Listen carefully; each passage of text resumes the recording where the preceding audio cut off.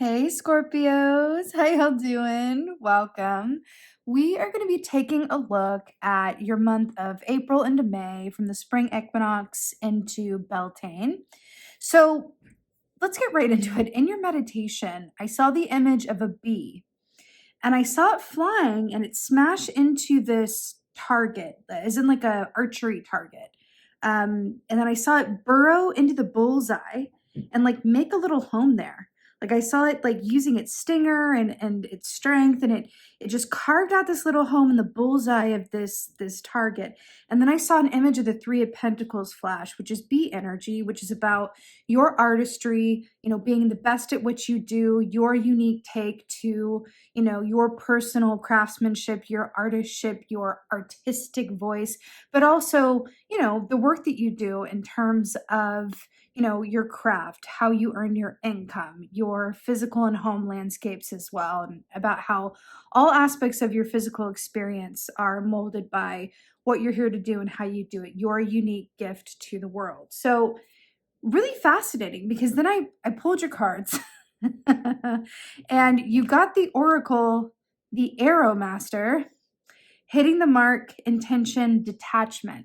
This is such a beautiful oracle. It reminds me a lot of Sagittarius energy, but it really speaks of, kind of the key of manifesting, which is knowing what you want, right? Focusing on it and then releasing any and all attachment to when and how it arrives, while at the same time removing any blockages within yourself that act as a barrier to you being a energetic match for what you desire, right? It's like, oh, it's very formulaic, but there really is something to that in terms of, hitting the mark, intention, detachment. It's kind of the ABCs and the 1, 2, 3s of manifesting. But I feel like for you guys, it's particularly interesting for this time period because we are in solar eclipse season. We're in Mercury in retrograde. The solar eclipse time is really where, as a collective, we're going to be invited. And it is an invitation that not everyone will accept or RSVP yes to, but we're going to be invited as a collective to really look at the aspects of ourselves that lie just outside of our direct consciousness. So the aspects of ourselves that are in our subconscious, our shadow selves, but also our beliefs. Right? What are our belief systems? Where do they come from? Are they coming from our soul center, or is it stuff that we inherited? What works in our favor and what maybe worked for a while, but we've outgrown now and we no longer need, right? It's really about going into the storage unit of who we are, right? In our deepest, darkest depths, and really seeing what stays, what goes. But being willing to look at it, being willing to uncover all of that stuff and really have a look through. It's like a very thorough psychological and emotional spring cleaning.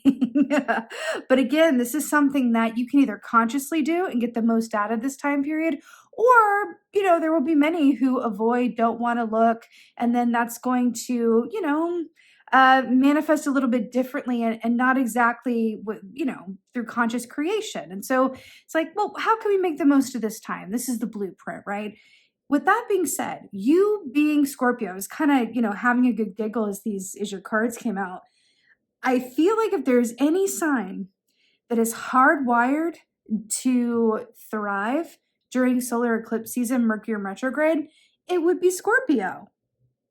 You guys know all about the shadowy depths, the psychological metamorphoses of life and of human behavior and death and rebirth and all of the things. You're hardwired. You've got this. It's like you have the manual, right? There's something really beautiful about this because you're coming through with your animal energy as the crocodile, which is just it's like a swimming dragon in terms of the animal energy. It's about mental health, it's about clarity, it's about timing, and knowing that you're going to know exactly when to move, when to be still, when to take action, and when to be in stillness, but at the same time have that inner movement and stillness. It's a really beautiful energy, especially because crocodile, like I said, has a lot to do with mental wellness, right? The ways in which we achieve mental wellness, the ways in which we, self-care or not, and how that, positively supports mental wellness, because ultimately there are aspects of mental health that are chemical and that we, may not have as much direct control over, but there are others. There are ways in which we can act to support, feeling well mentally, and to be able to know yourself well enough to know what those things are, and to be able to say no to things that don't support it and yes to things that do. That takes some practice, and it takes some bravery, and it takes some conscious, healthy boundaries. And I feel like that's really going to be rewarded for you, like during this time period for you. I feel like you're going to see a lot of the positive, I'm going to say like positive bounty of you having done that up until this point, and now you're going to get the rewards. It's really, really interesting. It's like you might have made some hard choices along the way, some unpopular choices. You might have had to, say no to people who really wanted you to say yes. You might have even had times when you said no to yourself so you could say yes to someone else. But all of that is coming back around now, and you're able to look through your inventory and feel pretty good about the choices that you've made, which is wonderful. Now, perfectly, you are coming in as the Tower of Scorpio energy. You're coming in as yourself. What did I say about you in particular being able to thrive during this particular time? Energetically, you're like, this feels familiar because I'm at home with a certain level of chaos. Feels like home. The water feels just right. And I say that with love, right? This is just like, it's an aspect of what you're here to learn, right? Because especially if you're a sun sign Scorpio, our sun sign is the sign that we're here to grow into. It's not who we, blueprint are. That's your moon sign. I'm a moon sign Scorpio, by the way. So I really do have an appreciation for Scorpio energy and karma. But your sun sign, especially if you're Scorpio sun sign, you're growing into that. So I do feel like there's a certain level of feeling like you have achieved something in terms of inner growth and, personal transformation that you're really seeing the benefits of. This is the most positive Tower placement I've ever felt in my entire life, as it is coming up for you during this time. We're going through eclipse season and Mercury retrograde, and you're showing up as yourself as the Tower. It just feels chef's kiss wonderful. And by the way, those people falling out of the Tower are actually the Lovers from the Lover's Key. Remember how we said that your choices that you made previously, especially the more difficult ones or the less popular ones, you're going to be able to see now how brilliant they actually were, and how when you listened to yourself, you were on the money, and when you didn't, you weren't. Really, really powerful stuff here. So coming in as your place of challenge is really interesting. Ace of Wands. Fascinating. We have metamorphosis here again with the butterfly, but Ace of Wands, remember the wands rule the realm of the soul. And more specifically, they connect us to our soul purpose, why we do what we do, what we're here to do. It's kind of similar to the Three of Pentacles I was picking up with the bee, but the wands really speak of, they say like, if you love what you do, you'll never work a day in your life. Really take notice of what gives you energy and what detracts from your energy. Right? What inspires you and what makes you feel just a little bit more pessimistic about the world? You're really being called to observe this stuff within you. I do feel like the fact this is coming in as your challenge, though, I do feel like you might want to try some energy management during this time period. But I feel like because you guys are so empathic, right, you can feel other people's feelings as your own, even when you don't want to necessarily. Take some time on your own to clear out what energy is yours and what is not, right?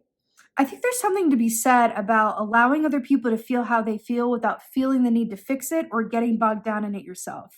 Because we are all on our separate paths and journeys. And if you have some people in your energy, whether at work or home or friendship or family, whatever have you, that are just feeling this eclipse season a little bit more intensely than you are, it's cool. And they're allowed to go through their process with it and learn what they learn, right? And you can kind of separate yourself when it has needed from a place of love and self-care and go, you know what?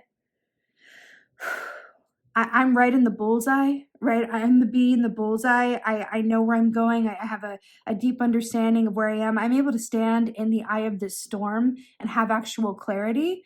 So I can enjoy that within for myself and giving you some loving space so that you can take your journey with it, right? In a way. And I don't say this to, build up your ego or anything, Scorpio, but I just have this very strong feeling that the lessons that others around you are going to be learning during this time, you've already learned. That's why you're able to recognize them and go, okay, I'm going to give you some loving space now because I've been where you are, but I'm not going to say that because that's not going to help. I'm just going to separate myself. And you have the discernment and that crocodile, dragon energy with which to do that and make that choice for yourself, right? It's beautiful. I feel like you are going to be in a really magical and empowered position to respond and not react more than ever before during this time period, which is like, what could be better? Now, your advice here is the Magician. Now, this is similar to what we were saying already. It is a major arcana. Magician energy, traditionally speaking, is very much about standing in your power and about manifesting, right? And we were talking about that with the Arrow Master and with the meditation. But for you, for this, I also really feel like the Magician is very much about making the most and transmuting the energy that is. Not Four of Cups, like wishing things were different or, feeling like you have limited options. No, the Magician is very, very, very resourceful, right? The Magician isn't magical because they were born that way and just came up that way. It's not inherited magic. It's one that they decide on. It's one that they choose every single day. And sometimes it's big magic with big results. And sometimes it's very small magic, as in choosing to think different thoughts, choosing to make a choice for self-care, right? Being an everyday magician can sometimes be supporting your own mental health, right? And I feel like you're really keying into that during this time. And because that is your advice, remember the tools at your disposal and remember that the best thing you can do at any given point is get your own needs met. And then you're going to be in the best position to help others, but also, make the choices that are best for you down the road on the other side of this time as well, right? Because things are going to slow down a bit during this period. It's interesting because in the Northern Hemisphere, springtime is really about, well, in the Southern too, but in the Northern Hemisphere, we're in spring, right? Which is usually about like Ace of Wands energy, which is like that burst of energy. It's that inspiration, growth. We're coming out of the winter. But it's interesting the way that this is coming through for us as a collective because it's feeling very wintry, very winter solstice, a time for reflection and stillness. We've got to take a couple steps back before we can leap forward. And I feel like for you, that is kind of the challenge here with the Ace of Wands as well. You have learned some of these lessons. Some of the energy that other people are going to find incredibly challenging and the slowdown energy, you're like, hey, this is just like, I know this very well. So I do feel like there's a certain sense of, feeling like, hey, like what's going on here? I'm ready to go for it and get it already. More patience may be required in some way, shape, or form, but it's okay because we can know what we want, set that arrow up, and then know that we're going to hit the bullseye, right? It's really interesting. Again, I feel like the fact that bee in the meditation was what made a home in the bullseye, you're already where a lot of people are aiming to be in some way, shape, or form. And I really feel like it has to do goal-wise, but energetically in some way, shape, or form. Like your emotional landscape is hardwired to understand these feelings and transits that are happening. So be a friend and help others as well, just while prioritizing your own self-care. Now, in the place of victories, I cannot tell you how many times this dude has come up in this round of readings. I have seen this little smirking face all day today. Seven of Swords, which makes a lot of sense. Seven of Swords, right? The swords rule the realm of the mind, but it's about how things that are done or exist in the dark coming into the bright light of day, right? So this is self-sabotage. This is the way in which we carry extra weight in our lives that wants to be released in some, way, shape, or form. But this is all the ways in which we, again, like I said previously, as humans, we can say, saying yes to someone else is saying no to ourselves. And this is the way in which we act outside of our own integrity, right? So the fact that this is coming up as your victory, it's really echoing back to me. You're going to be having a lot of moments because this is the season of the surprise twist, right? Surprise is coming, plot twist, going, oh, I didn't see that coming. I really feel like you're going to be sitting during this season, have several moments where you're like, yeah, I actually did feel that coming or see that coming. And it's kind of like finishing your test early but you're just going to, you can't leave the room yet though. You have to wait till everybody else finishes their test. How this is going to manifest for you is going to be different and unique to you. So even if you're listening to this right now and you're like, what? Just as you go throughout this, next 4 to 6 weeks, just really take notice and observe as much as you possibly can, the ways in which other people around you are struggling and how you don't necessarily have to partake in that energy because you're able to recognize it as something that you went through already. Honestly, likely last year, maybe even for a good portion of your life, but it feels like an echo from last year is coming to roost now before we can all move forward. Really interesting. Your outcome here is brilliant because it's Judgment, which is a clean slate. It's feeling renewed. It's feeling like you feel incredibly like in harmony with the past, right? I am at peace with my past. That is my tagline for the Judgment key. And the fact that this is coming up for you as your outcome with all of these other energies that we're talking about in this context, it's so beautiful. It's so stunning. You really are going to enjoy this place of feeling like some of the choices that you made. I'm hearing, what's that song, Vindicated? You're going to feel vindicated in some way, but it's also going to result in an extra gift, which is that you're going to look back and trust your intuition in a newfound and more deeply felt way. Because sometimes trusting our intuition doesn't immediately pay off. You know what I mean? Like sometimes you make those choices like, oh God, did I do the right thing? Oh Lord, like, ooh, I don't know about that one. But then later, sometime down the line, you look back and you go, woohoo! And then also to the reverse, when you don't listen to your intuition, and then you're proven right that you were feeling something, you went against it, and I really feel this is such a strong energy of like, oh man, when I listen to my intuition, I win. When I listen to my intuition, I honor myself. When I listen to my intuition, I am my best self. It's really, really, it's like that clean, like driven snow, right? Not a mark on it. It feels really, really beautiful. And it does feel like this extra gift here for you. It's really, really stunning. I don't always take this stuff literally, but I'm going to for you. This is like Christmas time, right? With the reindeers here and the gifts. I'm getting a flash of you like this coming Christmas time towards the end of this year. I feel like that's going to be an incredibly happy time for you. That there's something that might even come around now that you begin or that starts work, that by next Christmas time, you're going to have feeling like there's a lot under your tree or, by your menorah or whatever it is for you under your, Yule wreath or whatever it is.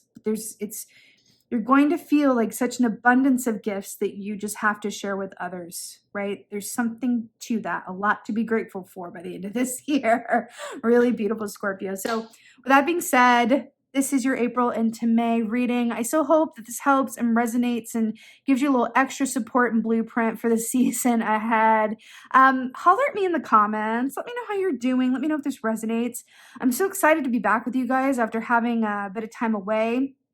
I'm currently traveling. I'm in a undisclosed location somewhere in America.